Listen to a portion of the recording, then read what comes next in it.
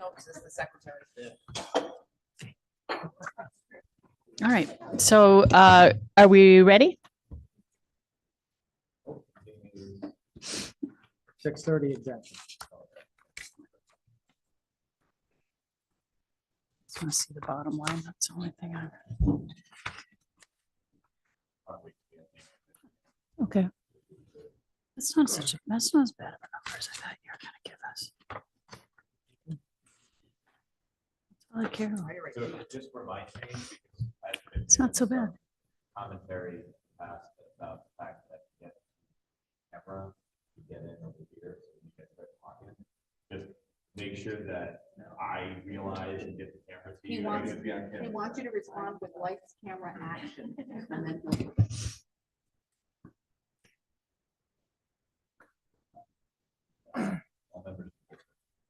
Okay. Okay. So call the regularly scheduled Board of Education meeting to order on Wednesday, February 11th at 6:30 p.m. Please join me in the Pledge of Allegiance. Pledge allegiance To the flag of the United States of America and to the republic for which it stands, one nation, under God, indivisible, with liberty and justice for all.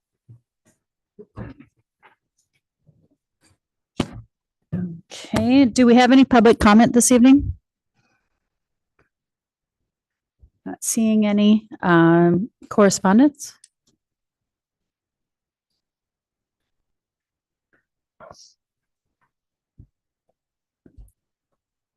Any correspondence? Oh, I'm sorry. No, I have none. Okay. That's why I was so You're still silent. with me, right? Like I have none. Okay. And that's going to bring us right up to the topic of the evening, which is the presentation of the superintendent budget for the fiscal year of 2027. Okay, just before we start that presentation, Kathy put a nice handout in the packet.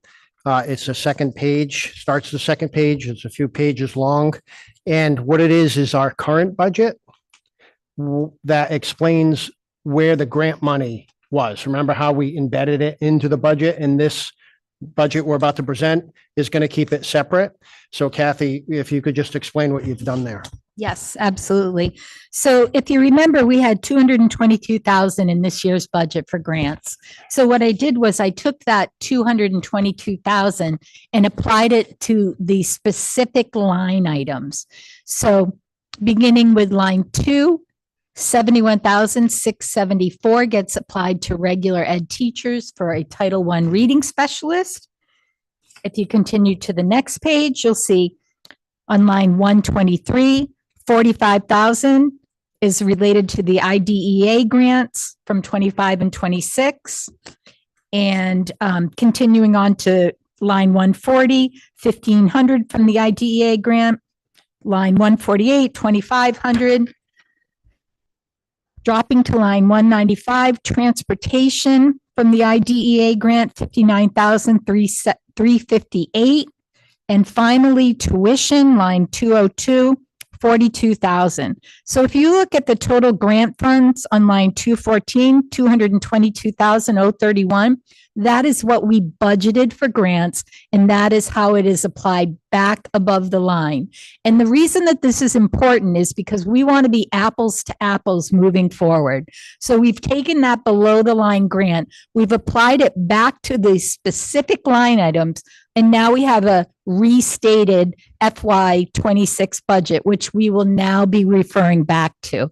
So when we look at our forecast to budget now, it will be forecast to this restated budget that moves the grants from below the line to above the line.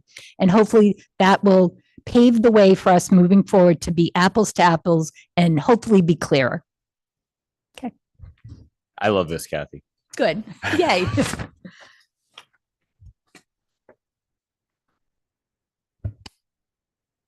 When you're showing forecast moving forward, we'll always have this grant fund applied column to be able to see that, so that the fiscal year 26 budget number won't change. It'll just subtract out. Okay, perfect.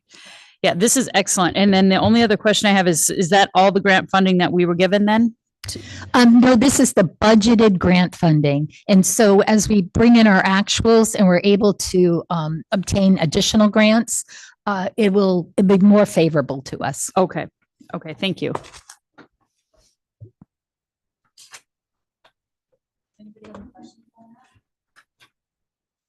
Oh, okay. Okay, Brandy, could we pull up that PowerPoint? Or chat?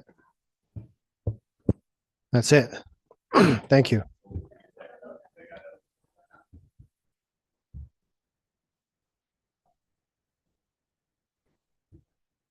Testing.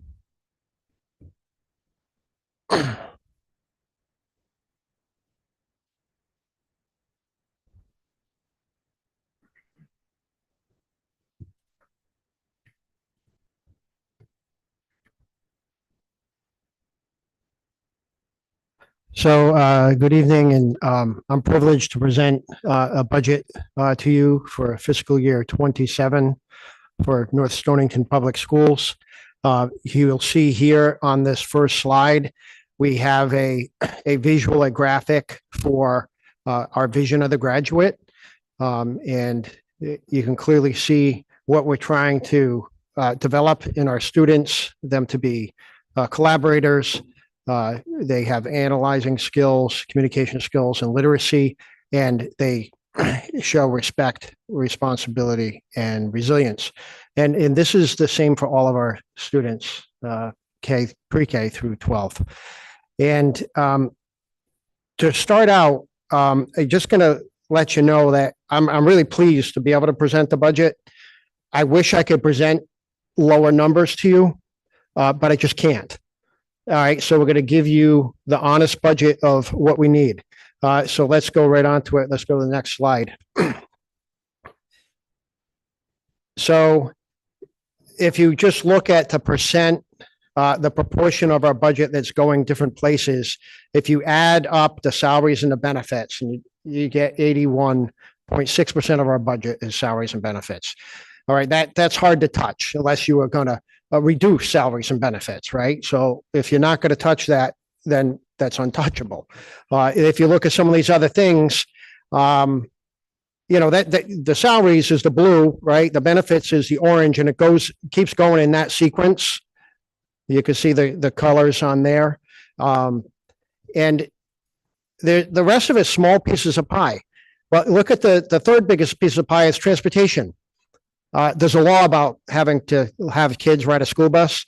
There's really not much room there. There's like no room there. In fact, when you look at it, you'll see that's an area we trimmed a few dollars. And then the other pieces of the pie, you start digging into like dues and fees, like are you going to pay your insurance coverage? Are you going to have paper for the copier and things like that? So let's move on to the next slide and just remind everybody what are the district priorities probably for the next several years moving forward. Yes. I'm just getting.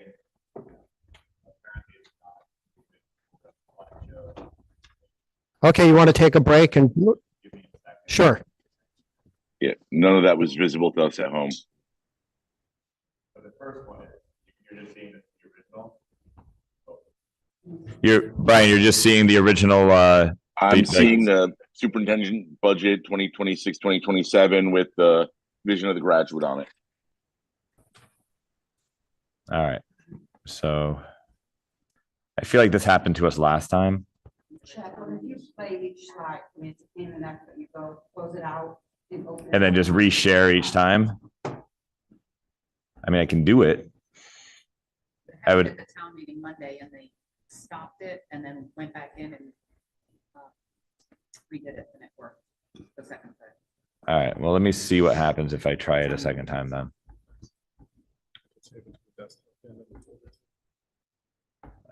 Um,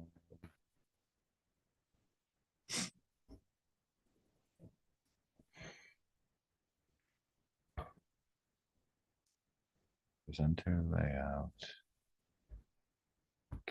Windows. Maybe I'll try it through here.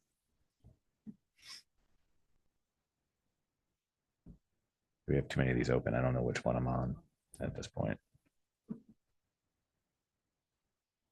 All right, I'm gonna go back through this. I'm gonna close this. So I sit on this.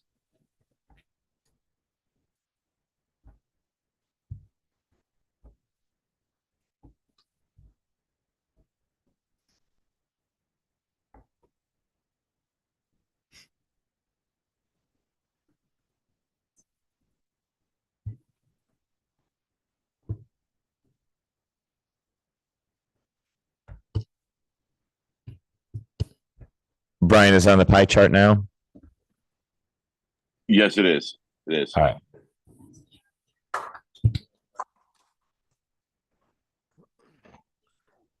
Okay, so we can continue on. If you can go to the next slide, please. All right, so our district priorities over the next several years are related to the visit we had from the New England Association of Schools and Colleges this past October.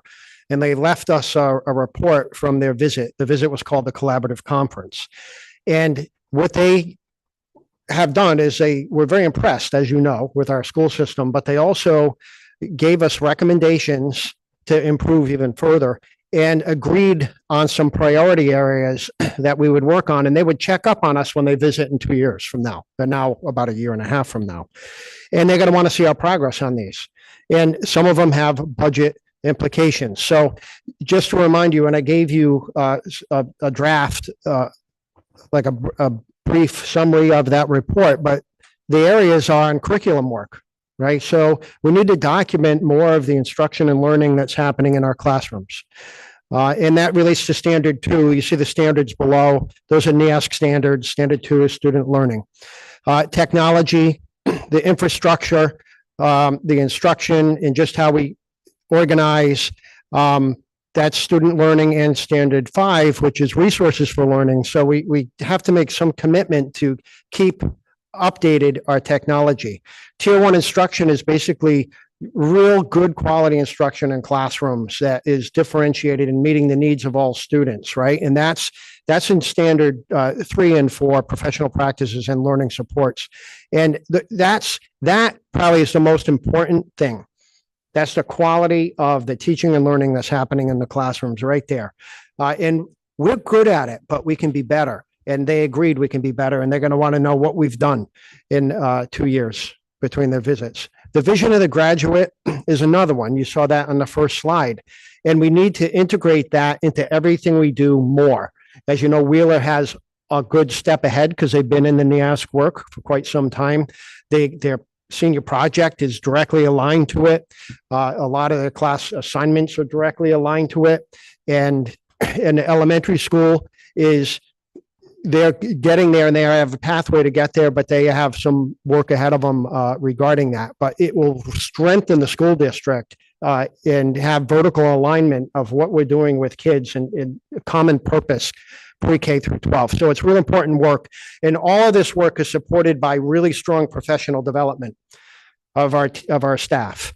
And we have a great network support structure for professional development, all right, led by our administrators and our director of instruction and learning, Kim Haggerty, and our program supervisors. Okay, that are the leaders of their own departments. And with that really strong structure, we can have a lot of in-house job embedded professional development in an ongoing way. And that's how you best get improvements in day-to-day learning in classrooms. It's not just a one-time workshop. It's having that job embedded professional development. We have the structures in place right now, and we're doing it well. NEASC agrees, and they think we should continue. So I would say we've got to really support that structure moving forward. Let's go on to the next slide, and let's welcome Principal St. Germain up to the podium. Good evening, everyone.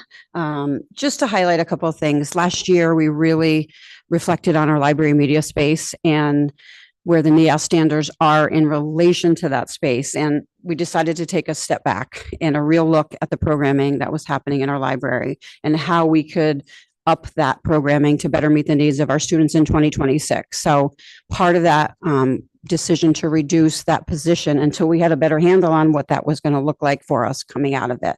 So there, you will not see a lot of huge increases, but one of them is to slowly, like we talked about last year, reinstate that position a little bit each year. So as we add this programming, we're being really responsible about what the staffing needs are. Currently, we have an aide in there with a very part-time library media person, and we made a lot of progress, a lot of great programming options for our kids that takes them off their phone phones and puts them in situations where they're collaborating with their peers.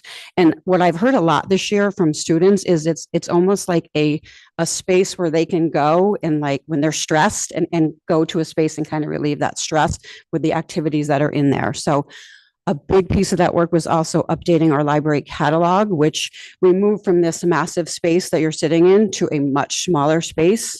So both of them have been looking and working with Follett to weed out very dated books and getting up-to-date, more current copies of books for students to have. And you can see in some of those pictures, we have this committee of very committed teachers, parents, students who are working to redesign that space. So there's a lot of great things happening in there, and this will just allow us to continue that work at a much slower pace and certainly much more fiscally responsible for our school budget. Other real increases on our side are athletics, which every year that is a reality. Sports are another great platform for our students that keeps them occupied working with their teammates, learning those really important life skills that they are going to need regardless of what it is they're going to do when they get outside of high school. That indoor and outdoor track addition, I cannot say enough about it. That the number of students who are participating has been great, and we would love to keep that going. Part of the changes that Byrne has made as far as the athletic director side of things, we really have never had middle school uniforms. I think it's important to know that they always wore the high school old uniform. So now that we have a very active middle school league, Byrne and I sat down and we're starting to put together a rotation like the high school so that our middle school students have uniforms that actually aren't 6 sizes too big and don't have holes in them. And they're not 10 different versions of the uniform that we're currently using right now. So some of that is the expense that you'll see. Transportation, I wish it wasn't increasing the way that it is, but I will say Byrne has done a really good job looking at our options as far as, especially that middle school league. We play in a league where we're traveling to Woodstock. We are going so far. So she's looking at options now that the ECC schools have added middle school sports to put us in a league perhaps that allows us to play where we're going to end up playing in high school, and certainly will save us on transportation costs. But the increase you'll see are just the general increase in transportation. And then the same thing for officials and game management. Not a lot of people are lining up to be referees right now. So those are increases that you are going to see as this dilemma continues. Hopefully that changes and shifts over some time. But right now we have a very active school. I think our number of students who participate in sports is like 74% right now. That's insane, but it's awesome. I think for all of our students, it's giving them options after school and keeping them busy and engaged and away from screens and phones and all of those things that we're all very worried about. And then last, just the basic upgrades that we see, but I'm going to start with consumables. The tech ed science consumables have just gone up, but we have a lot of active programming, and I think those are a really important piece to those courses. And then most exciting, our manufacturing space. So across the street, what we all know as the wood shop, our CTE group has written some grants through Perkins, and they were able to purchase machines that will now make that space not just wood shop, but more a manufacturing space for our students. So students who want to work with metals and machinery no longer will have to leave necessarily to go pursue those options elsewhere. Next year, we're initially putting our first course on in our program of studies. So really exciting shift to all of the programming work we're doing. I think it's 66% right now of students are going to college after high school. The other percents are going to work, and they need these skills. So we have really worked hard, I would say, over the last 5-6 years to give them opportunities outside the just typical college track so that all of our students have options. I know James sitting right in front of you, he has been in one of those options this year as a work study placement. I think they said they'd hire him when he graduates. That's how well it has gone. So those are key changes that you'll see. And then last, Naviance. So you guys gave us Naviance. I want to say it was like 6 years ago, Christine, when we did this. It's been a great program for our school, for our students who are college bound. It is very much more focused on college bound though. And there is a new program that we are shifting to called School Links. Our contract is up for Naviance, so it's a perfect time to look at that change. But some of those changes are really important, especially the side where adults and parents can get accounts. So after kids graduate, there's no more, oh my gosh, my child doesn't remember their password. our parents can get accounts right along the way, so that they can stay on top of the career side of this program, which isn't as solid in Naviance. So there's a lot of good that I think this switch will bring to our district.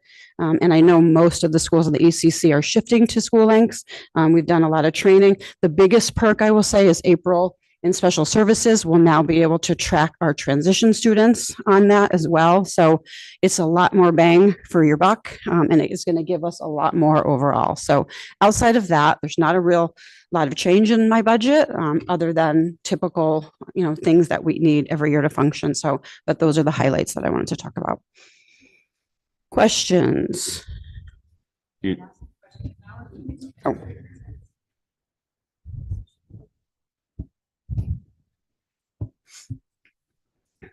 Okay, I just have a couple quick questions. Yeah. Maybe they're not so quick, but the professional development, maybe this is to both of you. I hear different things about what that actually looks like. I'm hearing this from the presentation, this robust, getting in, collaborating, working on curriculum, and then I'm hearing about table tennis. So I'm trying to get a read on what is the professional development really like that's going on. And you don't have to answer it right now, but down the road, I think we'd like to hear a little bit more about what really are we doing at professional development those 3 days before we allot it, the days that we're in taking days out of school, that kind of thing. One of the presentations I suggested is we do professional development presentation in May. Okay. On the list I gave you guys, and you guys actually thought that was a good idea to have an update on professional development. I think that could be where we really elaborate on that. That'd be great. Yeah. All right. The Naviance software. So, and this is just because I have a kid in college. Like, I feel like we're shifting further and further and further away from supporting kids in college. No, it's the same program. It just And adds. the colleges are yes. using it. And it's actually way more user friendly than Okay. Naviance. That was another reason a lot of schools switched to it. Okay, because I appreciate both sides, but I Yep. also want to make sure our kids Yeah. that are college bound are Yeah. being fully supported, are getting yep, all the 100%. Okay. Yep. And then are we doing any tracking of? So we have 66% heading into college. How many are staying and how many are graduating? So interesting, Naviance does not allow us to track this. So this new program that we have will now, there is a portion where kids will get emails and we will be able to track that. We track it as well as we can right now. Right. I would say there's still a fair number of kids that don't get out of their freshman year. And when I say fair number, no surprises, but I think it trends in with what we're seeing with cell phones and screen time and kids really not learning how to be uncomfortable. Yeah. So we have done a lot of work at school to talk to parents about letting your child be uncomfortable and those processes that kids need to go through to develop skills to get through those moments. So I think a lot of the changes we're making support that. Okay. Certainly, but you are correct. There are kids that dream big and do great. And then there are kids who dream big and realize I needed to go a little bit slower. But I have to say here, I think we do very well matching kids and guiding them in the right directions based on what we're seeing. Okay. But I do think this program is going to be much better Okay. than what we were used to. All right. That's awesome. And then couple more, sorry. The uniform rotation stuff, does the boosters have enough money to help support buying uniforms or anything like that? The Booster Club just kind of came into themselves last year. They were like two parents for the 10 years before that. Now we have a very solid program. They have been supporting track a lot right now, just because we added it and we wanted to see where it went. So they've done a lot for the meets that our students are competing in. Mhm. But yes, I think as we go, that can be something that they help us with. Okay. But they have done a lot for us. Okay. And the rotation is meant so that we're not funding them all in the same year and it's a little bit easier on your budget. But right now, our middle school ones, we needed to start a little bit bigger than normal just because they're pretty bad. Okay. And we have a lot of kids playing with sixth grade now. Okay. That's cool. Are you guys finding that sports van useful and helpful to you at all? Or is it something that's not the sports van that we were able to get? Is that something that's helpful or is it not being able to be utilized as much as you would have I mean, liked? I think any help like that we appreciate, but Mhm. I don't, nothing outlandish that I would say, but yeah, we're very happy with the support we're getting. Okay. I do think it's very difficult to manage time and practice space and keeping everybody happy and making sure we're getting those sixth graders in and doing it in a way where it's not impacting Rob's instruction time and transportation and all of that. So I think sports is going to continue to get big. I don't see that changing or shifting. Okay. But the league change that Byrne wants to make is going to shift in a different direction that I think you'll all be happy with. Awesome. So, Okay. Last one, I promise. Yep. Okay. All right. The consumables. So we budget so very early. So for science and tech ed and some of those to have to know what their consumables look like, what do we do for them when they're midway through the year and they come up with, I'm short, or I found a great lab I want to offer, but I need supplies. I didn't budget for it because I needed to give you my numbers in February and it's now a year later. Yeah, it happens. Doesn't happen a lot, but when it happens, we try to support teachers when that does happen. So we have items in our budget, like our principals account where teachers raise money, students raise money. If I have a teacher like last month who wanted some sheet part for a lab in science, we were able to purchase that. So we do really talk to our teachers though about planning out and really thinking about what they're putting in for. But consumable, I mean, teachers get excited. They go to PD, they want to come back and add something. If it's reasonable, we have that money that we work on outside to raise money all year long. We'll go to that fund. And then if we can't support it, we just put it in the budget for next year. Yeah. And also Okay. the North Stonington Education Foundation is very Right. And there's generous just with so many their- grants that their people money. are. Okay. I They have can't many say grants. how I many just people are really going to PTO encourage you and guys to SDF. come to us if you have things like that coming up and you're, even if it's a small ask, Yeah. because we do have an account that I would rather use for educational purposes than anything else. So don't feel Yeah. like, well, we already asked for this budget. Yep. This is it. We can't come for more. Personally, I think come to us as often as Yep. needed if it's for an educational purpose. So. We'll hold that thought because we Not do have today, a teacher though. that wants to add another AP offering. So we're kind of in the works for that right now, but I think that's important too for our students who are college bound to have those opportunities to earn credit in high school. So I will be in touch. Okay, perfect. All right. No, I take it back. No, I'm just kidding. All right. Thank you very much. Oh, can Oh, I, sorry. Yeah. Just a couple of quick ones.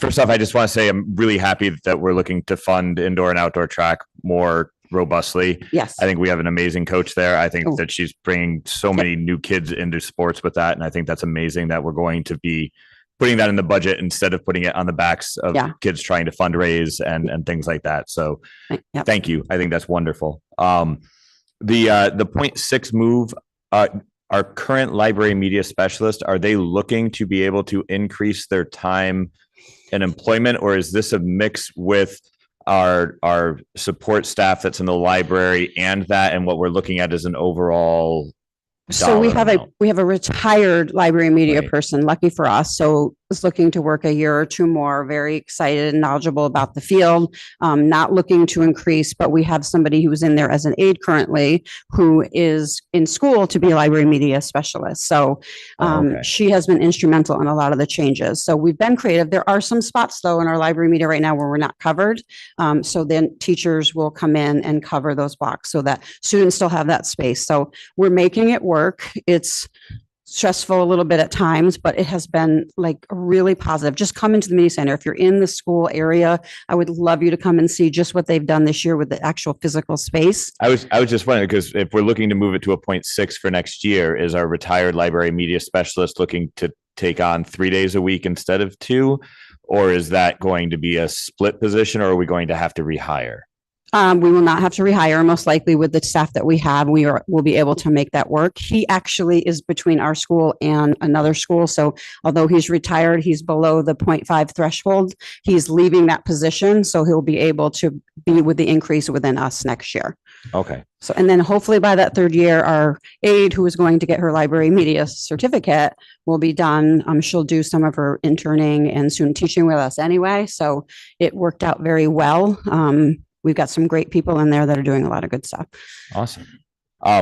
School links, is the cost this year in the budget going to be an ongoing repetitive cost, or do we like front load this and purchase it and then it's a maintenance cost, or how does that work? It's like Naviance. So that first year with some of the training is a little bit more. And then the next 2-3 years, it decreases as you don't need that training as much. Naviance was the same way. I want to say it was a 4-year contract, very similar.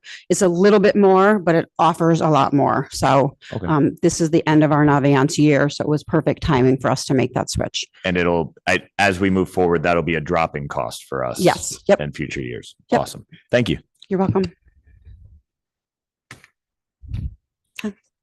right, Mr. Salino.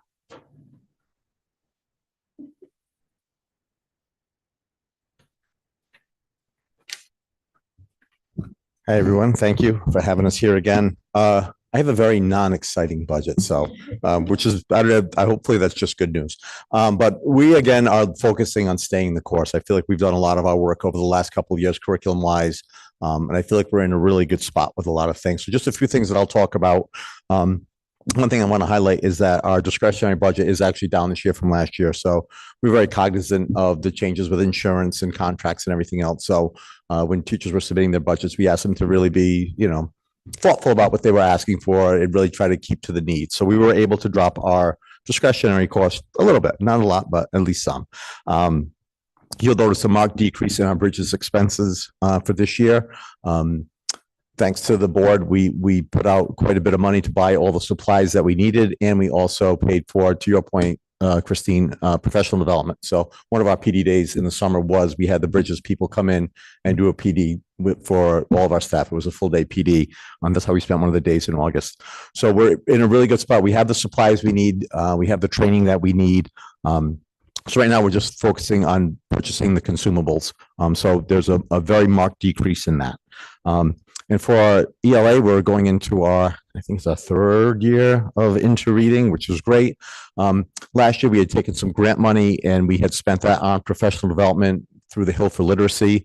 We had a coach come in. She worked with teachers once a month, did classroom visits, and part of the other work that she did was we created a district literacy plan. We call it district literacy, but it's really K-5 is really what the focus is. So through the work that we've done from that, we are now implementing that district literacy plan this year. So that involves doing such things as looking at our assessment frameworks, looking at our pacing of all the materials that we're using, and also doing classroom walkthroughs. So we have a team, the district literacy team, that I don't do the walkthroughs, but like Mrs. Haggerty, our program supervisors, our interventionists, and some of the other classroom teachers are doing walkthroughs periodically, providing feedback to teachers, grows and glows, we call it, what was really great, what's something that we could maybe work on. So that is really part of that in-house PD that we talk about as well. So no added expense there, but just we're taking the monies that we used last year and we're putting it to good use. Our main focus is really focusing on our tiered supports, which Troy sort of spoke about, that good tier 1 instruction that needs to be happening in the classroom. I want to reiterate that a lot of that work is led by our district curriculum coordinator here, Kim, and also our program supervisors. So I have a math and an ELA program supervisor, and they are the ones who are doing a lot of that work. They're in the classrooms, they're talking with teachers, they're providing support as they need it. They're helping them to shift their instruction if they need to better support that tier 1 instruction that we need. So that's kind of the boots on the ground work that happens on a regular basis. A big piece of the work that they have to do really focuses around data. So our one thing that we are looking to add this year is the Forefront program. This is a data warehouse program that aligns directly with our Bridges Math program. It aligns directly with our DIBELS benchmark testing that we have to do for the state. And it also is adaptable to our ELA program. So we are currently piloting that with our 5th grade right now. What we're seeing is kind of better than we had expected. And it looks like down the road that this is really going to save the teachers a lot of time in terms of having to create spreadsheets and differentiate the data. The computer will do it all for you. So it'll help us really focus on that tiered instruction, who we need to be looking at, and how best we can support those learners. And it's also going to help us with our standards-based report cards, which we implemented this year. It'll make it a little easier for the teachers to be able to report that data out to the parents on a regular basis. I put a note in here about STEAM. We're not looking at this point to increase anything in our STEAM budget line. We're keeping that line the same, but we are looking to increase some STEAM opportunities. Kind of to your point. So I had my Mrs. Shaw, my library media person, come in. She wanted to purchase a new 3D printer. So we were able to find the money somewhere. We were able to get a new printer. So she has some ideas and some other things that she wants to do to help bring more STEAM ideas into the library for the students. So with this 3D printer, luckily we were able to find the money in the budget that we had now. So, if we can find these small asks, then we do try to find that money, like Kristen said, like using our principal budgets, little finds that we have. But anyway, so we will be looking like I said, I'm holding that line this year, but we're hoping that maybe in the future, we want to be able to increase more STEAM opportunities for our students. So that might be something that we're looking to grow and kind of moving forward, just to kind of put that on your radar.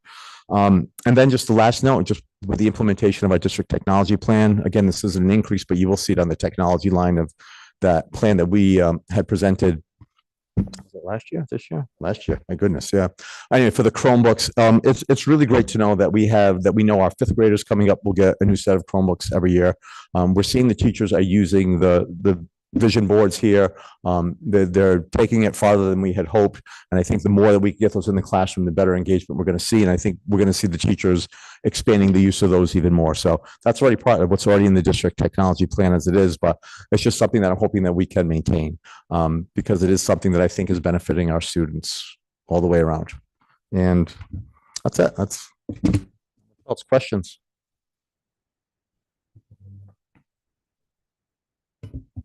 So I only have one because I'm trying to remember and I'm struggling with it. Yeah. At the year-end spend last year, did we buy ahead on the literacy program? I feel like, right? Didn't we use? I'm getting a nod from Kathy, so I'm thinking I'm right. I don't know. So we bought ahead on the literacy piece because I think it might have been the math. It was it was math. Sorry, Bridges. it was Okay, I knew it. math. Yeah. I actually have buy ahead Bridges ... reading ... no. something. It was the Bridges math. Yeah. It was the Bridges. Because- So Right. Because so is that the reason why our expenses dropped considerably, or is it because of the fact that we're in deeper to the program and therefore only need the consumables, Yeah, or is no. it a combination? I just kind of a combination of both. So our initial outlay for that, so we had to purchase, they gave us all the supplies when we were piloting it, and there's a lot of manipulatives, there's a lot of posters and charts and calendars and things like that that come along with it. So it was an expensive outlay for us to adopt it. But they allowed us to kind of pay that over, but they said we could use 2 years to sort of pay that. So we budgeted to do that, but then we ended up paying a lot with a good chunk of it with, I think, the end of the year monies from last year. But this year we're looking, I mean, we were talking going from a $16,000 to $18,000 expense to this year. I think it's 3,200 or something.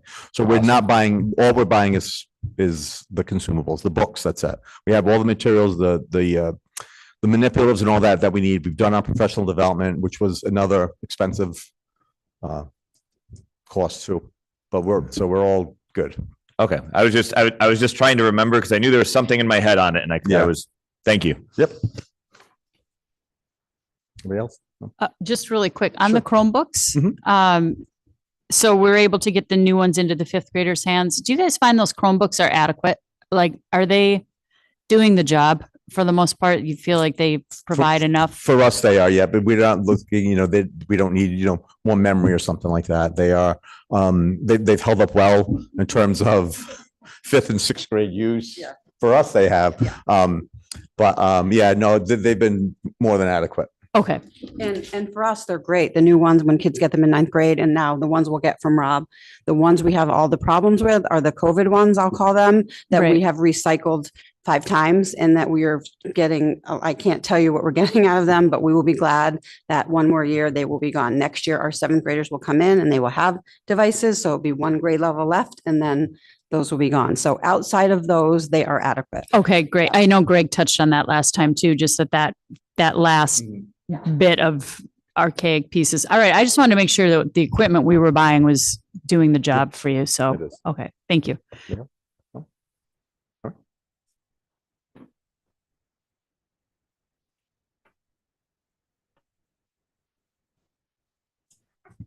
Hi, everybody. Just to speak to the technology piece as well, that I just did the Lost Links testing, which is for our ELL students.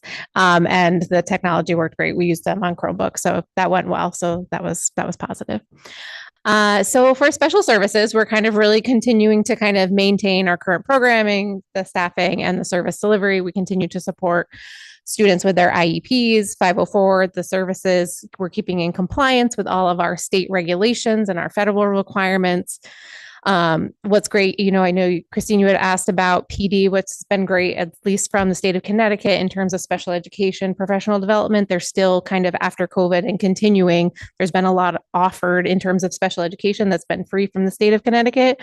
So we're kind of continuing to take those opportunities to provide professional development for special education staff, kind of individualizing it, which is great. So doing that for some professional development.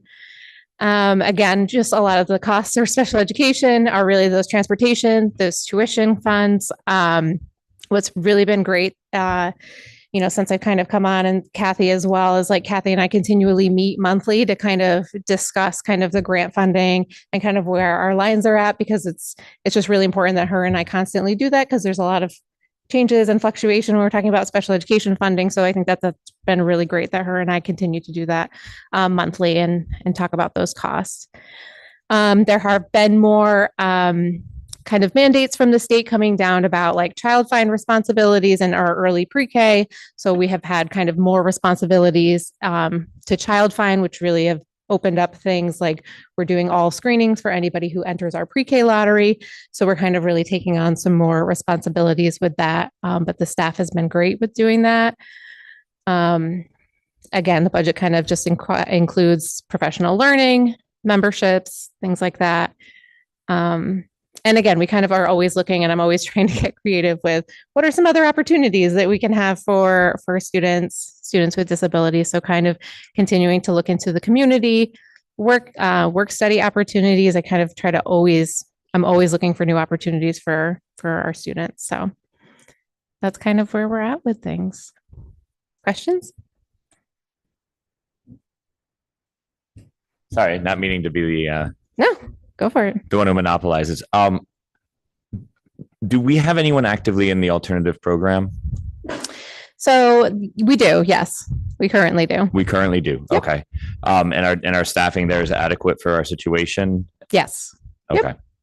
Are we looking into ESY collaborations at all as a possibility with neighboring districts at the moment? Just because I know that we've cut back on the regular ed piece of things to combo that ESY. Has that been a consideration? Or I mean, I could certainly look into that. I mean, I feel like last year was a really great year that we were able to kind of put a lot of pieces in place for ESY. So like I had like the Denison Pequot Nature Center come. I'm trying to think what other, basically each week I had like a theme, and we had different, we did the Star Lab. Oh, that's one of the pictures I had on the screen. We had the Star Lab come for ESY. So I'm kind of really creating a fun ESY, but I can certainly look into that to see. Well, and it may be a situation of, can we get other districts to be paying some tuition for us to be able to help host or things like that? Yeah, I could certainly reach out to neighboring districts to look into it. Just curious. And my other question was, I'd come across recently the fact that a lot of special ed services we can get reimbursed through Medicaid by the SBCH, I think it's called. Is that something that we do in our district, or is it? We don't currently get reimbursement for Medicaid. Okay. Have we looked at cost benefits of it? I know that there's. Maybe it's something Kathy and I can look into. Just because I know some neighboring schools like Griswold brings in a huge amount of money. I know through that process, and just as something to look for funding. Yeah. Okay. Thank you. Yeah. Any other questions? Okay. Thank you.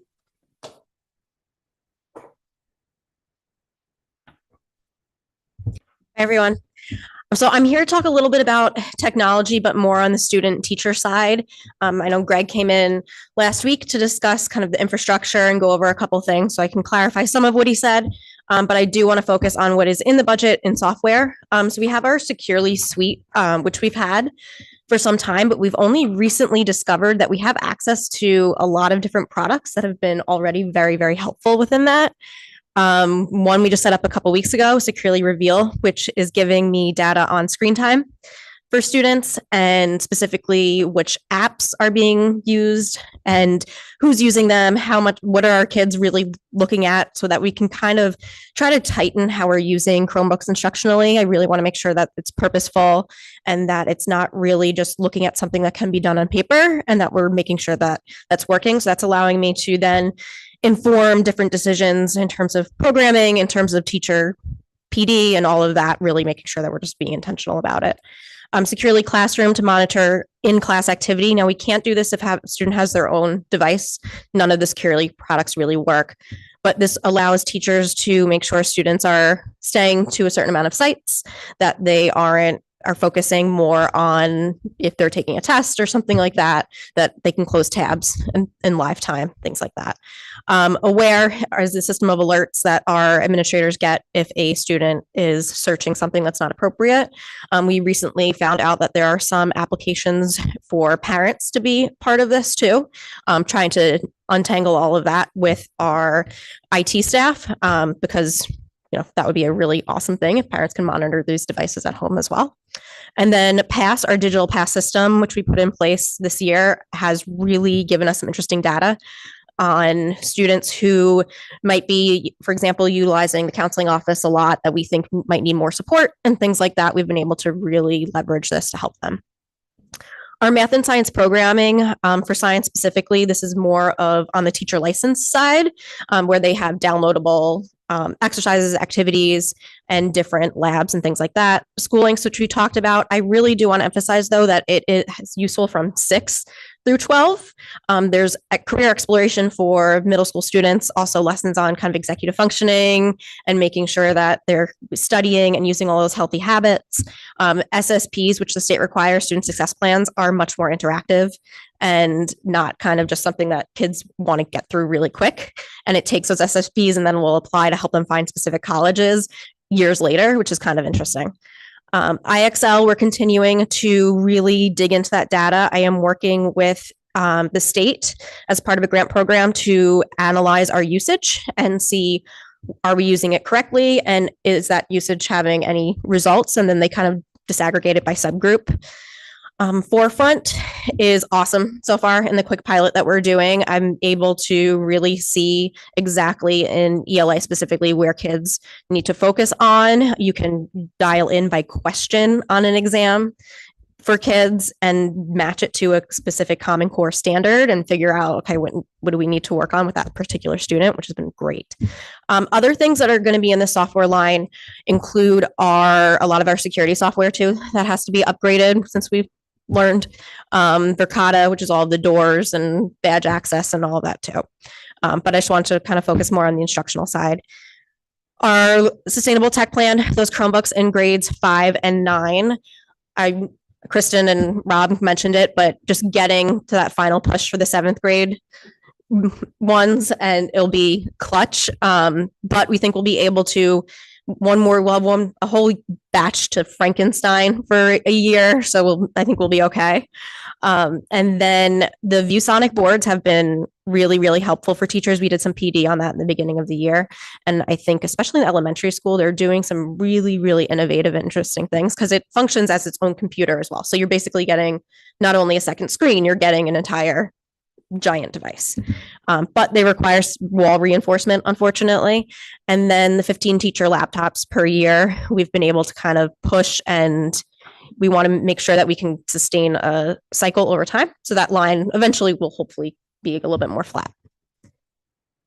Any questions on that? I have a quick question. How many classrooms in the elementary school don't have the smart boards?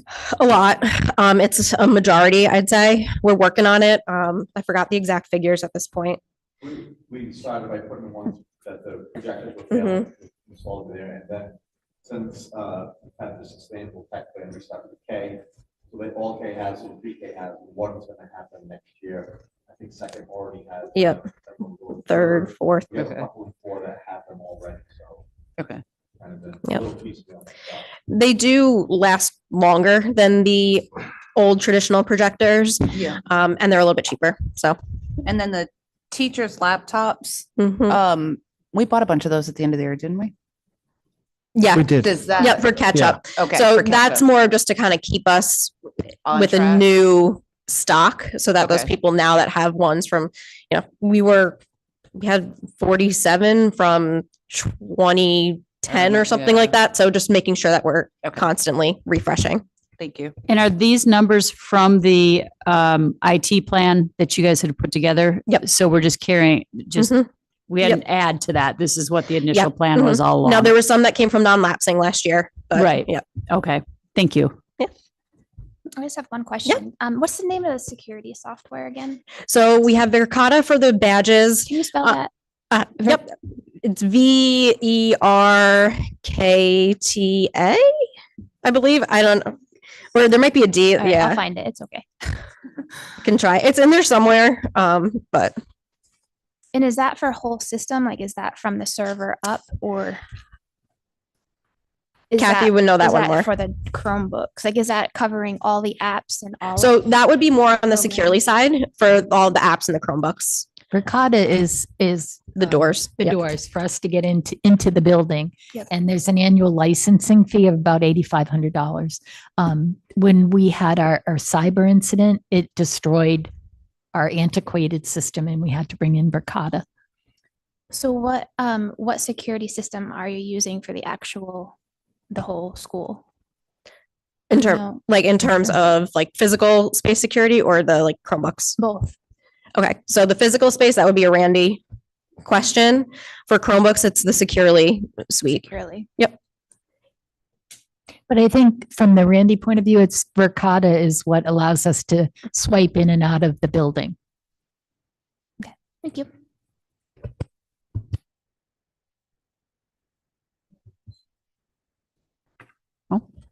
Okay. Thank you. Before you guys buzz out, I just so impressed. Just want you to, you don't hear it enough. So impressed with your team and what you guys have been doing for our kids. And I just can't let the night go without telling you that every time I look at this school and see what we have here in North Stonington, it's because of our leaders and our teachers. And I'm just really impressed and really hope we can support you with your asks because we deserve it. And so thank you for bringing it forward and explaining it so that we can understand it. That helps. Thank you.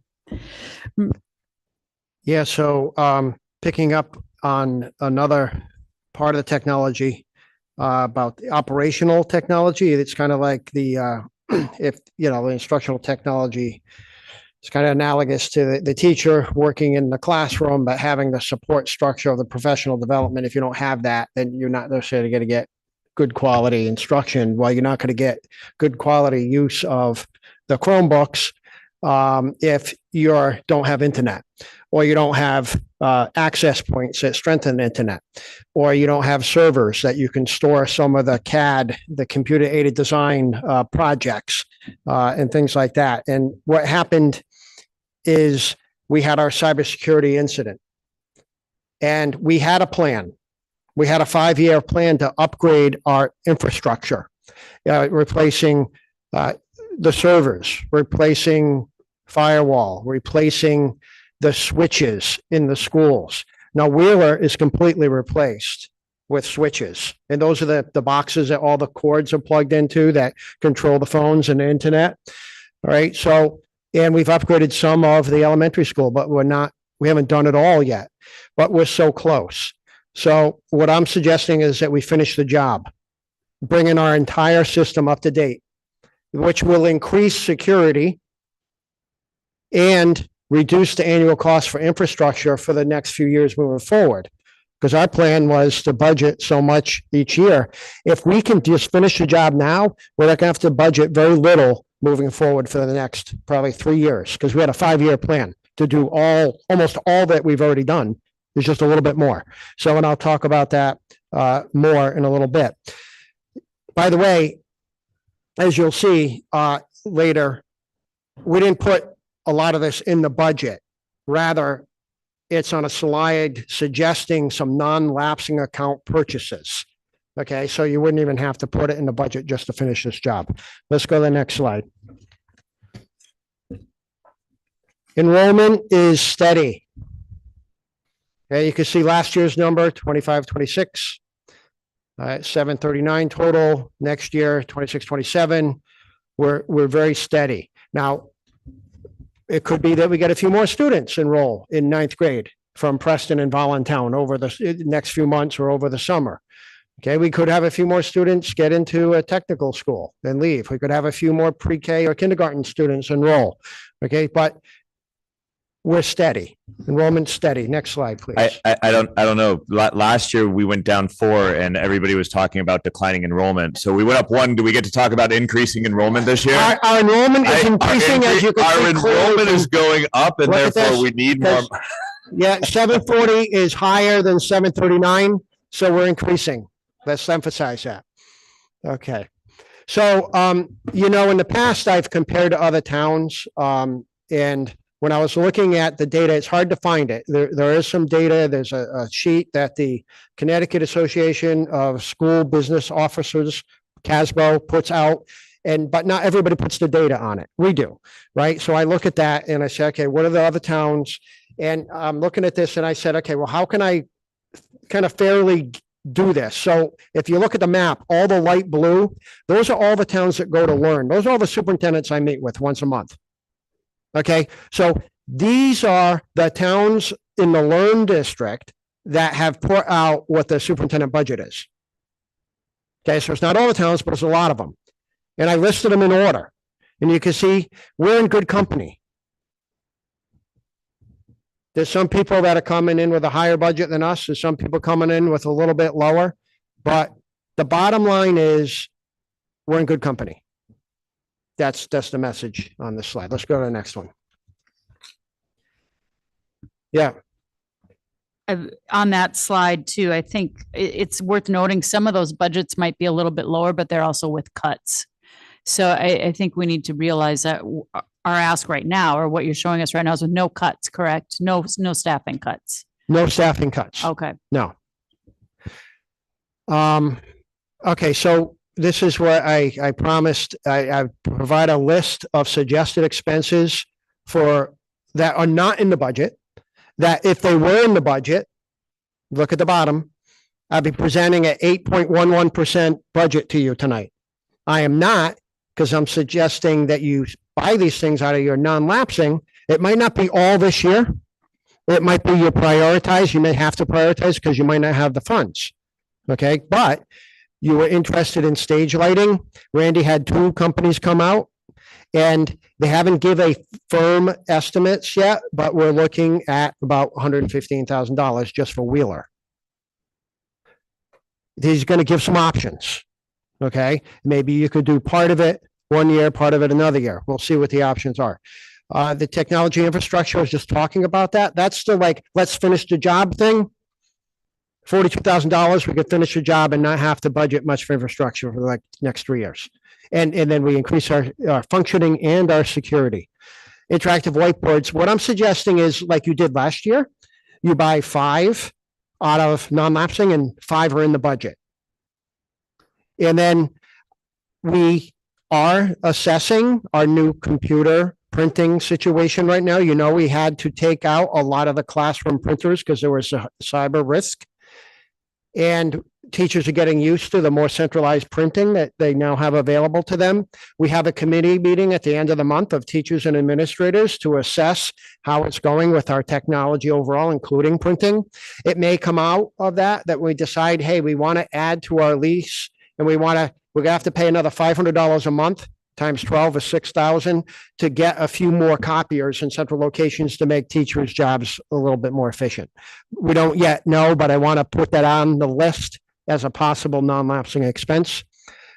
There's a need to upgrade computer labs. And we have some ideas of how to do that, but we're going to need some money to do that. And then, the Kubota, we kept calling it a Kubota. Were there other brands? And someone, I think on the board suggested we look at other brands. And we found a brand called Mahindra. And apparently, Randy believes it would meet his needs. And the quote's about $38,000 for that.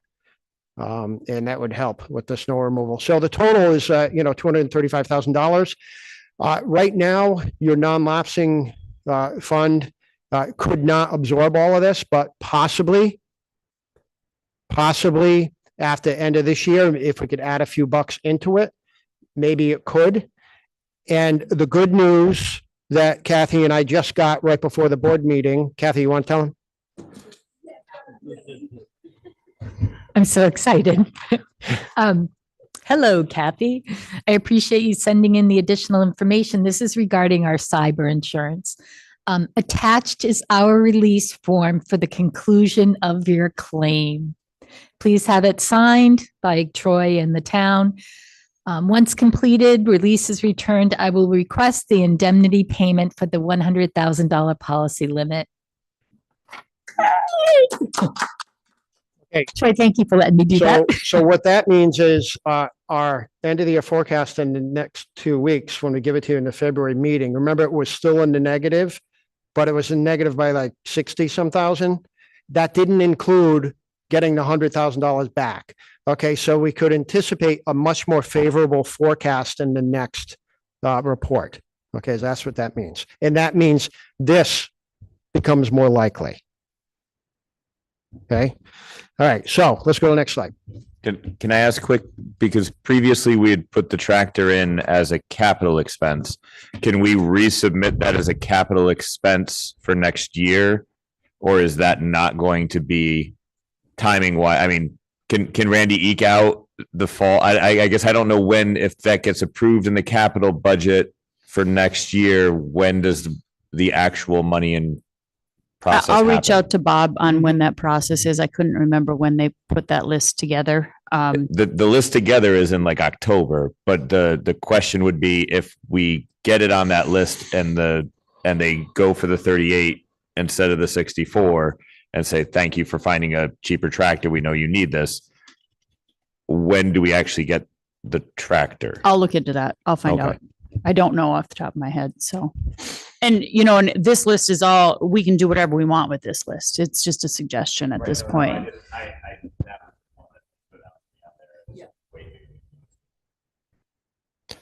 All right, so you've seen this slide before, but on the top now I'm listing the dollars of the total budget is 17,124,294, which represents a 6.65% increase over our current budget. Okay, again, it's mostly salaries and benefits, and there's not a lot of flexibility in the other portions. So let's go to the next slide and we'll get to more details about these areas that you saw. These are the pieces of the pie. You can see the salaries. I wanted to give you the actual dollar amounts of the increase. So you can see of that just over $1 million increase. Where are those dollars? Well, you can see about half of them are in salaries. Over 300,000 are in benefits. A little bit reduction in central office materials. That's like dues and fees, insurances, supplies, that kind of thing. Other expenses from schools. That's up 95,000. But that includes contracted services for 76,000 and increased athletics, as we've already talked about. Maintenance services. I mean, it's up a bit, even though the town is committed to $100,000 for repairs plus $100,000. So 200,000 total. The second 100,000 is for contracted services like preventative maintenance contracts, like New England Mechanical and changing the air filters and that type of thing. They're committed to $200,000, but this is including that, right? So this is like this is already subtracting those things, but we still have needs in maintenance services. The utilities is going up a little bit. Natural gas at the elementary school is higher than we budgeted. Okay, so we have to responsibly budget more for that. Transportation is down a little bit in this budget. Tuition's up a little. We have a few more students than this year than we had planned going to magnet schools, and we have to pay for that. And then technology is up in the budget. And we talked already about that, the cybersecurity, the Verkada we mentioned for the doors, the school links to replace Naviance, right? And there's some other expenses that have gone up there. So you can see that's the $1,067,853. That's where the dollars are. And it adds to 6.65%. So that's like a summary of the budget. You can get more detail when you go through the lines in your chart. And let's go to the next slide and just talk about little revenue to the town, which I don't want anybody to forget. But we've been doing this for what, 5 years now, Kristen? Okay, and each year the dollars that we bring to the town go up. Okay, it was like 510, I believe, last year. It's going to be 527 projected this year. If you look at that compared to the money we're asking for, right, is $1,067,853, right? If you look at that 527 of tuition, really, you could make the argument, we're only asking for a little over $500,000, 540,348. Like, really, our budget increase is only 3.36. You could say that way. I mean, it's one perspective. There may be other perspectives out there, but they don't have the microphone right now. So, but I think it's worth reflecting on that, because the quality of our school district makes it so these kids from Preston and Voluntown, they want to come. And their parents want them to come here and get the high quality education that we offer and the extracurricular activities. And we're really good at it. And that's why they come. So we have to remain really good at it. And that means we need a budget that's supported. And this is a year to support the budget. And as you go through and you see, you'll probably notice that there's not many places where you can trim. And Kathy and I, believe me, already went through about 3 times every line, and we've trimmed where we felt we could. We've already done that. So I would say this is a very strong and lean budget as it is, as it's being presented tonight. It's the cost. You saw the other towns. We're in good company. This is the cost of doing education this year. And this is a year that we just have to support education. So let's go to the next slide. I just want to point out that if you look over 10 years of our budget increases, and if you average them at the bottom, you'll see we have an average. This is assuming we get the 6.65, which I hope we do. We'll have an average of 2.91% budget increase over 10 years. The inflation rate over the same years is 3.29. Okay, that's assuming inflation for 2026 is 2.7, which is what it's projected to be. Okay, that could change, but still, we're under 3%. The inflation rate is over 3%. And yet, we have done a really good job at keeping a quality and improving the quality school system that we have. But we do need to support it. Okay, let's go to the next slide. And I just want to point out, this is like getting towards the end here. This is the last slide before the thank you for the money slide. So this is a staffing chart, right? And I included next year and the current year's middle one, and the year before is the first slide. So 2024, 25, and 25, 26, 26, 27. You can see regulated teachers had gone down, and now we were maintaining. Special ed teachers we're maintaining for 3 years, and you can see each line, but I put in red the ones that are changing from the current year to next year, like library media. Kristen talked about it. And Rob already has a full-time person. That's why it's 1.4 right now, because that's library media in the districts at 1.4. We want it to be 1.6 because we want to build the program back at Wheeler. And Kristen talked about that. Paraeducators, we have a need for one more paraeducator. Students needs change. Okay, because if students needs change, and if a student needs paraeducator support, we have to do it. It's mandated. Okay, so we need to add one. And then if you look at the second column, the only change is, and you heard from Randy the last meeting, how much he needs another custodial position. So we're recommending 9 to 10. Okay, so those the staffing changes. And then the last slide is, thanks for listening. And we have a great school district. Go Lions. Let's get the money. Any questions? I have a question. Can you tell me the difference between the interactive whiteboards and the ViewSonic board? The same thing. Okay, because in your slide, you Oh, they're said. the same thing, right? They're the same thing. Okay. ViewSonic is the brand. Only because. It's interactive board is like the type, and then the specific brand we use is ViewSonic. Because in Troy's slide, it says interactive whiteboards 5, there's another 5 in the budget, but on the instructional technology, it says view sonic boards 8 to 10 with wall reinforcement. Yep. So is there Yeah. 5, 8, or 10? 10. 10 total. In total. five Yeah, to yeah, five. so Kim talked about the sustainable technology plan, that's 8 to 10, and I'm suggesting how you fund it. And I'm suggesting 5 non-lapsing, Okay. 5 budget. Okay, thank you. Do Joy, you- when do you find out? Go ahead, go ahead. All right. When do you find out when students go to Norwich Tech, Grasso? or When the do we different find out? techs? Yeah. Who's going? We actually, students are just finding out now. Okay. Some have, some haven't, but Yep. they're gonna come in. And then tuition, we've accepted the students that we're intaking for next year, but then they have the opportunity to decide they might go to a different school. So it's really right through the end of the school year. And it Really? changes. We Yeah. have students who say they're gonna go to tech school, and then all of a sudden in August, they're in our guidance office. So it's a very unstable number, but it always is positive, I would say. Do you feel like it kind of offsets? Do you feel like the students that go to tech school and then the students that come from other towns kind of even out, or No. no? It always evens out. I would say in the last 5 years, we've seen less leave. Yep. To go to, especially like Ledyard, ag science programming when we, or even tech, because we're bringing some of that programming in-house. We also see a high number of kids who go to tech school during return.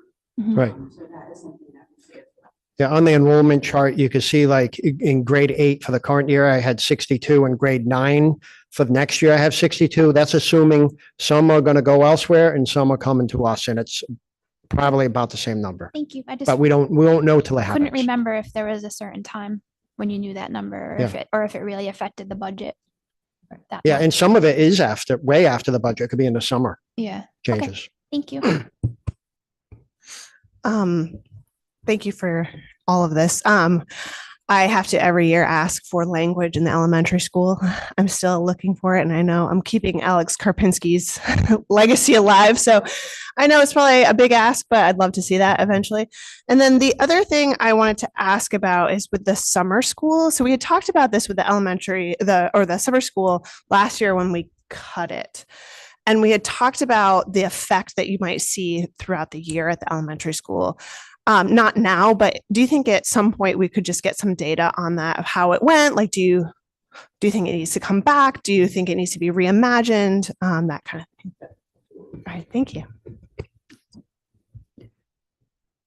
My only question is on the custodian. Do you anticipate lower overtime expenses by Yes. adding that custodian? Yeah, And- in and fact, if you look in the budget, you'll see an increase in salaries for custodians, but a decrease in overtime. Okay, thank you. So if we were to do something and like not fund the custodian, would have to raise the overtime line. Right, okay.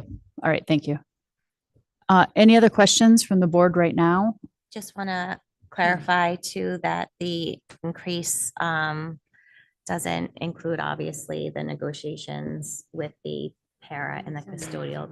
So we embedded It does. a some little money bit. in there for that.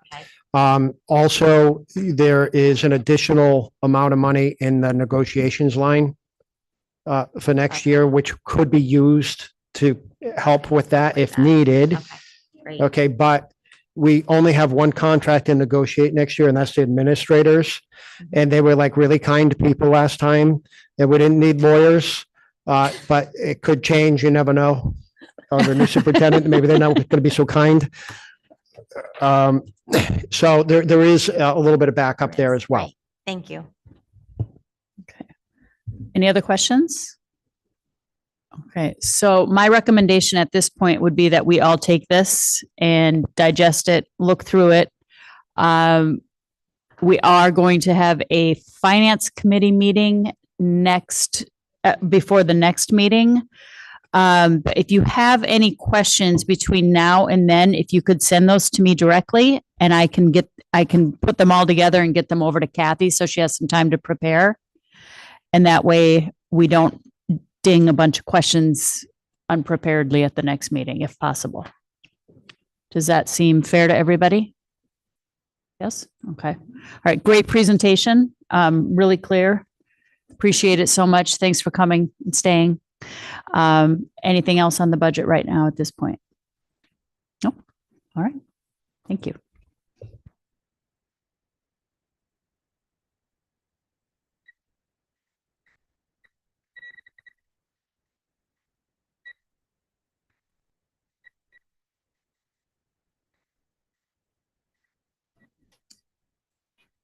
Under old business, we just have the beginning of the superintendent search.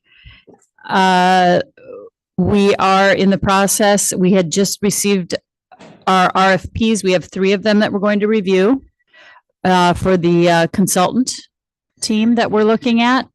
The next step is once we select the consultant, we'll do a planning meeting with the board.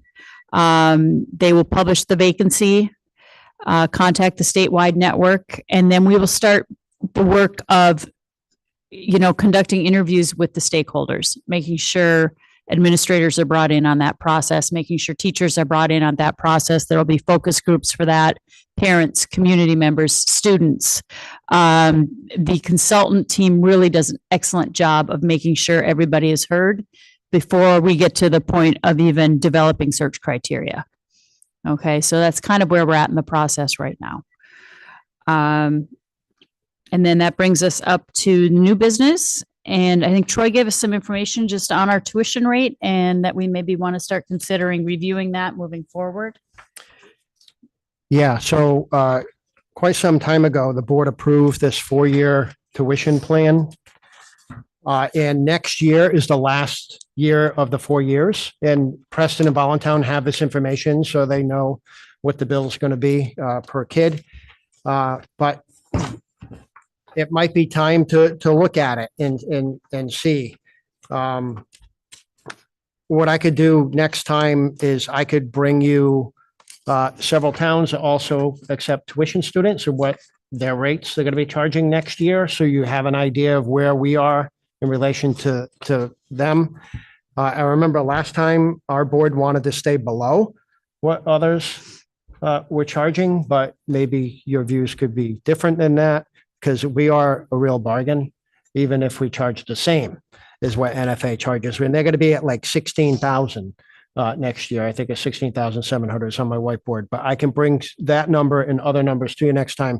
Really, I just wanted you to start thinking about it. And then I think we put it on an agenda for future meeting, if you would like. Great. Do you know how soon we would want those posted for other schools to be aware for their planning purposes? So they would want it by like December of next year. Okay. To plan for fiscal year 28. Okay. Thank you. And I don't think any school would complain about having those numbers earlier than that, though. No, I was kind of more about how late can we go? I mean, early is always good, but I just didn't know if there was like a deadline of how late they wanted them, so.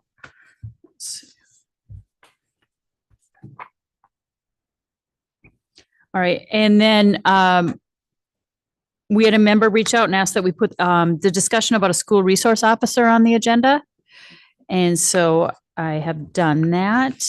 Do you want to say a few things about that to get started so we can start the conversation? Okay, so it was me. No, that's okay. It can be you. No, I just think it's really important to consider having 2 resource officers on our campus for a variety of reasons. And really the last of them is to have any sort of authoritative role in the school. I think that belongs to the administrators. The administrators have they have the say in how their school climate is. They take care of that. So the role of the school resource officer in North Stonington would be, I would say, described by the administrators. It would be a support to them, but also a support to the community. There's a few things to consider as far as, response time in an emergency. And according to that response time, also who's showing up to our school to help administrators and whether they even know all of the procedures and processes that are already in place. you might, in North Stonington, you might have different people showing up each time. So it would be good to have somebody that's familiar with the campus, familiar with the admins, familiar with all the procedures that we go through for safety. I think they'd be extra eyes. And this has nothing to do with the, the students in our school or the faculty or anything of that nature. It's just a time that we live in, to have extra eyes, to help teachers feel more supported, to help the admins feel more supported. It's one of those things when you have, when the teacher's in the room, everybody's good. Everybody's doing their work. The teacher leaves, everybody gets a little rowdy sometimes. I'm not saying all the time, but it happens in workplaces. It happens everywhere.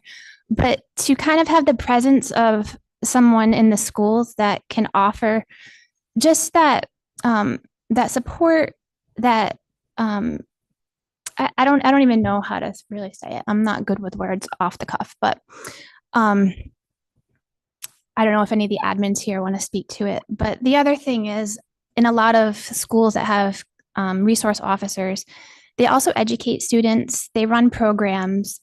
They're not there patrolling the halls or there to try to get any student in trouble. I think it's really anything but. It's really just to be a safe person in the school. So I would love to explore that. In reality, it's probably the cost of adding 2 more educators at mid-step. And I don't know, I really do put safety above education. It's one of those, the hierarchy, the Maslow's hierarchy of needs. You need to be taken care of, you need safety, and then you can focus on everything else.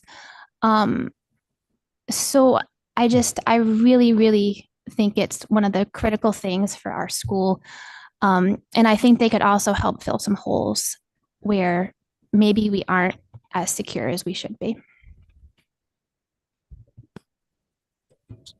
Actually, I didn't know. Since the admin is here, do you guys feel comfortable? How do you feel about a resource officer? I think she made some excellent points, but since you guys are here, I'd love to hear you speak on it. Absolutely.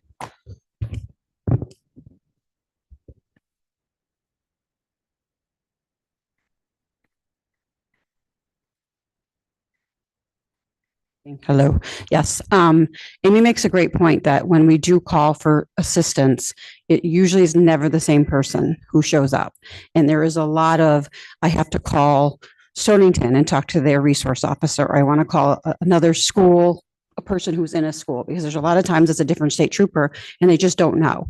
So we do spend a lot of time getting them up to speed and working with them, probably more than most, I would say, principals do.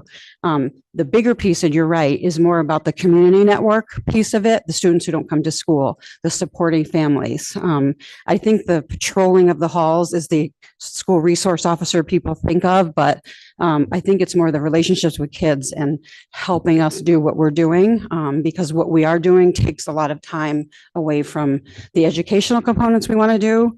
But obviously, as needs of students continue to increase, I don't think it's a bad idea to explore this, because I do think our staffing in our school counseling offices are well above capacity right now. And I don't see anything bad happening by building relationships with students and, being at games. And there's so much value to that. So where I live, they've done this. They were creative. They have security people, very different. And then they have this community liaison position that does a lot of the work that currently we are doing, and our school counseling offices are doing. Can I ask Kristen, why isn't our resident trooper the one who, like our day resident trooper, the one who's always responding? I know in my school, our resident trooper in Preston, Trooper Fisher, is amazing. He does programming in our school. He's in our school all the time. I know him. I mean, he's in our, at minimum, he is in our school 2 times a week, and he is parked outside of our school multiple mornings or afternoons in terms of pickup and drop off times. Okay. I guess maybe it's just who It's our the schedule of our. Well, troopers. I mean, we only Well, but have we one call a resident lot for trooper who that. covers the whole Can I ask? town and sometimes. us. we do as Okay. well. In Preston, Brian's trying to. it's one. So can I ask a couple? Hold of on one questions? second. Brian, I know you have some things to say. Just hold on one second because Chet just asked a question and I just want to hear what the administrators have to respond to that. And then we're going to listen to Rob's response and then I'll come to you. Okay, Brian?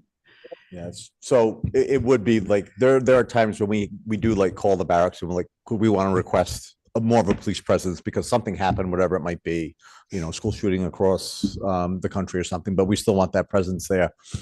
So we do have to call the barracks. We don't have just a resident trooper that we can just at once reach out to.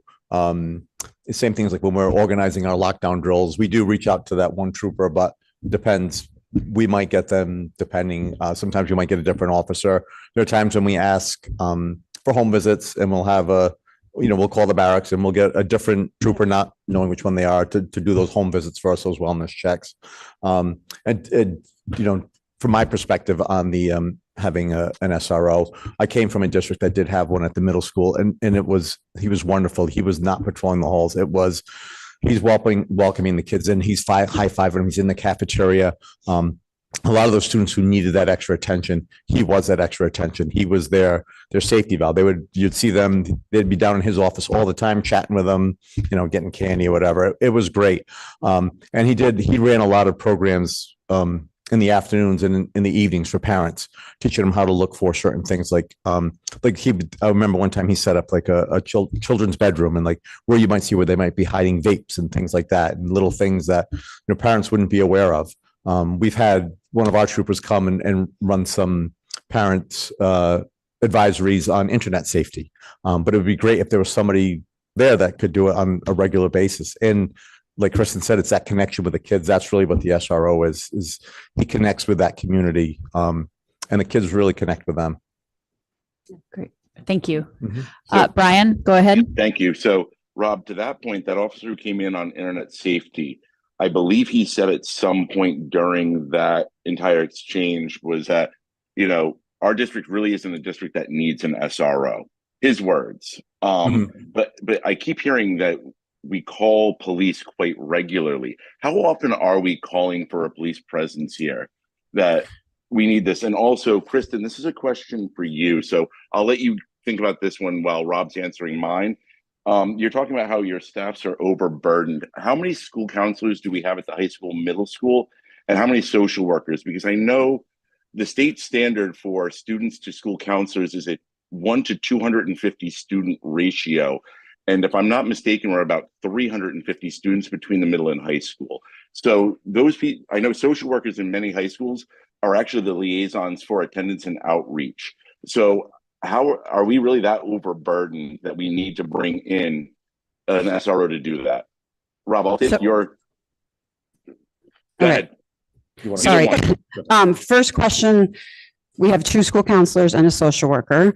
We are over 349, I want to say. So we're close to that number that's required. How many times do we call? Anytime I find any type of a illegal substance, we notify the state trooper. They come in, they do a visit at home. So when we need to call, we call. We have social media issues that happen a lot where we're looking at things that are being said, where we will notify the non-emergent state trooper line in those cases, and then they will send somebody. The response could be a couple of days on some of those.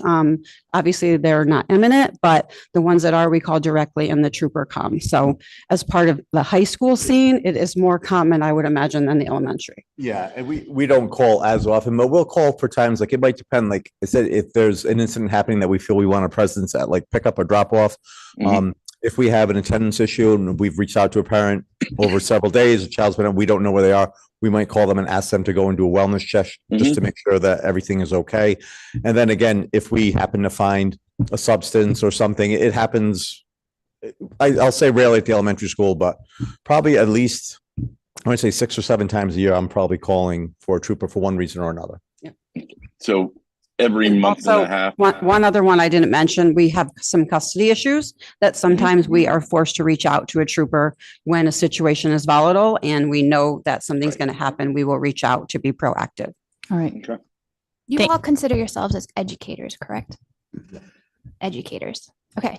So do you feel comfortable if there's an object in a classroom, any type of object, whether it's a pencil or something else, if a student is acting out of good nature, do any of you feel comfortable taking this from a student? Like restraining, is that what we're saying? No, do I you feel mean- comfortable taking an object from a student, or would you feel more comfortable with someone else in the building who is trained to calm a student and retrieve the object? Yeah, of course, as somebody who's trained, but I wouldn't say I feel comfortable doing it, but when it comes to the health and safety of the kid, we will absolutely step up and do it. Yeah. 100%. Can I ask what's the object? Which, It could be anything. Like It could be a pencil. I All right. confiscate things from kids all the time in my role, and I have a similar role to Kristen and Rob, and I'm completely comfortable with that. And I have an SRO at my school. okay, so I think it was just a hypothetical, just to kind of make the statement of an educator versus somebody who has to be a safety officer. Obviously, this is the first time this has come up. Troy, did you have anything you wanted to add at this point? I thought you were pushing your button, but you're pushing it. Okay. I do think that it has come up in the community, and we've had people approach us on it on different occasions. I don't think we would obviously make a decision one way or another tonight or at the next meeting or the next meeting after that. It's just a exploratory conversation at this point.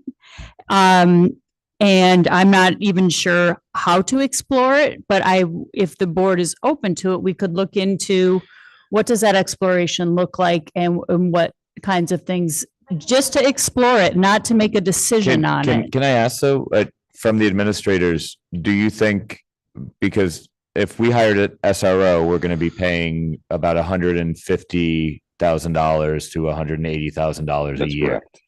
So if we had the choice between that and 2 more counselors or 2 more social workers in our building, which do you believe would have the bigger impact on our overall student body? Right. I'm sorry. It's a loaded question. I shouldn't have said. I'm not trying to set you up. I guess I will just voice my own opinion that I think I would take 2 social workers or school counselors over an SRO in the building in terms of the overall impact on students, their well-being, and their safety. So Yeah, obviously the social worker is gonna be in more contact with the kids, they can be in classrooms doing lessons and meet small groups, lunch groups, things that SRO might not do, but. Yeah. I think we have talked about this before. I believe it was a couple years ago. We had somebody come in. I believe it was Gary. Didn't Gary Barron come in? Gary came in, yeah. And gave us some assessments, and he provided a really detailed account of why the cost analysis and all of that. So anyway, I don't know if we could bring that back up, find that video, but it was really helpful to kind of look at why we would not want this. And I believe we decided that it wasn't, given the budget and given our risk, it wasn't worth it at the time. Okay. James, did you want to add something? Yeah, just as a student perspective, I think, if we're looking at it, I think it goes both ways, talking about relationship versus safety. I think safety is the bigger deal. I think relationship wise, we have such a small school. I have a close relationship with, I think, every teacher in the building, and I know like almost every kid's name. So I don't know, relationship wise, I don't think it's a necessity. It's beneficial 100%. And I think could be a good thing, but safety wise, I think it's a stronger than the relationship wise, in my opinion. So I don't know what to do with this. If you would like, I could gather some data on school districts that have them, and I could just give you that. So, here's the districts and learn, like I did for the budget, or districts in the state, and who has a school resource officer, what's the size of their student population. And so you at least could see that, like how common is it? And then I don't know if that's helpful in your discussion or not, but. And I just wonder if maybe taking it away from it just being about a school resource officer, but maybe an evaluation of what our safety protocols are. How can we get maybe, like Preston does, have this engagement with our state trooper or a resident trooper a little bit more than maybe what we have here? How can we make those relationships stronger? get some of that explorative information that you would have on the Well, SROs. And we did a safety thing. We did, but I mean, that doesn't mean And it we was- did it. We'll never visit. Oh, no. it But again, I'm you just saying, know? like, we have a lot of, I mean, I've only been on the board for 4.5 years. So, I mean, it's not been like 10 years ago. We, within the past couple of years, did a safety assessment at the school. We were largely told that our biggest danger is Route 2, right. and that there's absolutely nothing we can do about that. And having any more personnel in the building didn't really impact. The bigger deal would be to have a trooper who'd be willing to hang out in those spaces outside of the building, which again, I would love to have. The relationship with the school resource officer and the school I teach in is amazing. He knows all of the kids' name, or not school, sorry, the resident trooper in our town knows every kid's name in our building. He basically has said to us, I deal with people 22 and under or 65 and older. That's my main thing to deal with. And those kids dealing with them now and getting relationships now is going to make my job easier in the future and for any other trooper. And I think talking to our resident trooper and saying, hey, listen, we'd like to have that sort of a partnership and have you present in the schools, I think is great, because it creates that positive relationship with the students. They see the troopers as people to go to with questions, concerns, and that sort of thing. I would rather see staff members educating in our building than spending that quantity of money on an SRO. You're not on, Amy. No. Sometimes it times out. You have to kind of, there you go. Now you are. All right. Another thing, and I'm probably going to get reamed out for this, but it's something where our town is growing significantly. We're bringing in a lot more businesses. We're bringing in a lot more housing. So another thing is we could put some of this on the town itself to employ another state trooper, because we only have 2 and they're on a rotating schedule. Maybe you might get someone to get to the school in 25 minutes.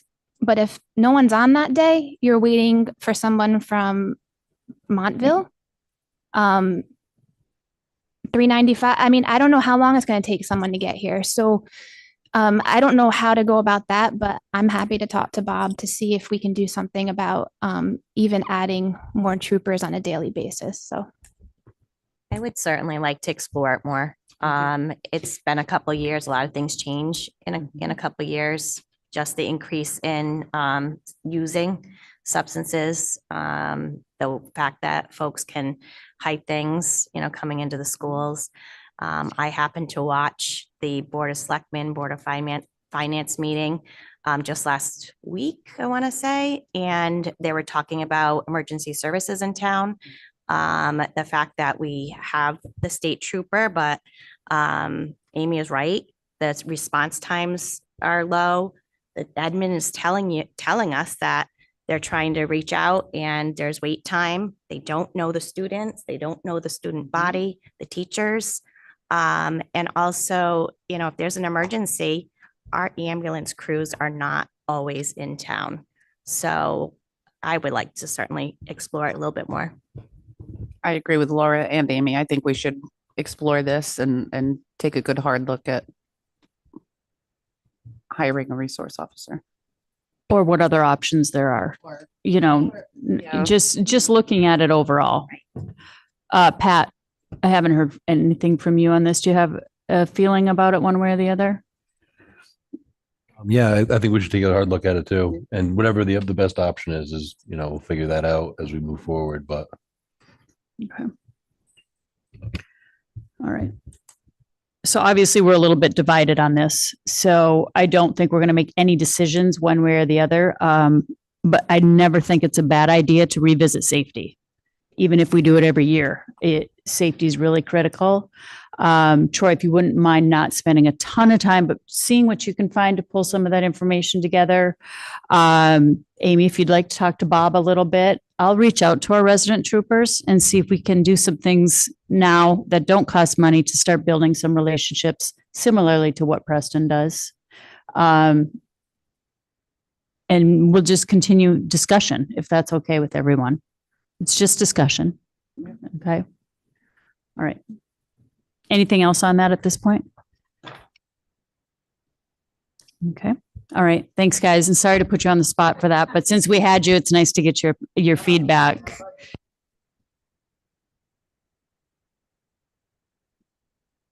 Policy 6141.328. All right, so in your packet, we have a draft of administrative regulations on policy 6141.328, which is on the bring your own device. I met with my administrative team and we reviewed, came up with a regulation that we feel like matches the policy, but it emphasizes the use of school issued Chromebooks, as you've already heard about, and the benefits to that, where we can actually keep kids safe with what they're doing on their technology. If they have a school issued device, it's better for instruction. And we didn't maybe emphasize so much last time, but there is some risk when anybody brings a personal laptop, whether a student or staff, into our network. And so we're trying to minimize that risk as well. So this will allow you to keep that policy. And this regulation really is more about the laptop. So there is another policy, it says right below the regulation title, the 5131.81, that's specifically about cell phones. So we don't feel like you need to really change the policy that this regulation's on, and you do have another one on cell phones. Basically, it emphasizes the Chromebook. We expect people to use, if it's a functioning Chromebook, school issued, we expect them to use it. They could use a personal device if their Chromebook is broken and getting repaired, and we don't have a good loaner for them. So that would be, that's the thing. If kids are bringing in their own personal device, we're not touching it. We're not adding software to it. We're not repairing it. We're not taking any responsibility for students' personal technology property, but it still allows it, but we're emphasizing the use of school issued Chromebooks. I have one thing on that quick. I think a lot of kids are bringing in their own because so many things, I don't know if this is a newer thing, but so many things are blocked on the school Chromebooks. Like I was doing a research paper and I was looking up an author and it's blocked. So many things are blocked to the point where we have to use I have to use my phone in class because I can't get anything online because so many websites are blocked that shouldn't be blocked. I think it's just like when the IT department must have blocked everything. It blocks a ton of stuff. So it's hard to find information. And that absolutely is a problem. And we know that. And we do know that a lot of teachers will tell their administrators, hey, I'm trying to get onto that. And administrators will tell the IT department, and IT department can unlock that if they feel like it's a safe site. So you guys want to add? Better. I know we're talking a lot about like it getting blocked. Some of it's just we had to switch networks and build a new network, so that is a lot. So that's a known What was issue. that? So that's kind of a known issue, but you guys are working to make it so that our students can have some access to more resources. Where typically the teacher will let IT know and they'll allow it. There was an issue where we still had two networks going after the cybersecurity incident, and some kids were still able to. So Okay. it was spinning and just not letting a lot of things happen. That's been erased now from Okay. And then you feel that this new regulations that you've put in, according to what you're saying, Troy, allows us to keep the policy as is, and then we've got regulation behind it. Okay. All right. Does anybody have any I just had questions on one that? question on the regulation under subsection 2, number 2. It says no in-school downloads. Is that on Chromebooks as well? There's no downloads allowed whatsoever within the school? no extension downloads are allowed. You can, like, let's say you need to download a PDF, you can do that, but they're like the Chrome extension. Okay, because it said like it makes the comment that teachers would recommend things, but then students have to go home in order to download them. That's even on the school. Do that at home, usually, but that should be. Oh, okay. Then I don't understand subsection 2, number 2. Right. Do you want to read it to you? It says no in-school downloads. All educational applications or software suggested by teachers must be downloaded and installed at home. Okay, we'll take a look at that. I would assume that means for their personal device, right? But it doesn't, the one before it specifies personal device, but so sub 1 has personal device, but sub 2 doesn't have personal device written. So I just suggest on the regulation that we include personal device on sub 2 there, if that's the intent. Behind the financials, yeah, keep going, back a little bit further. It's like the 4th to last page.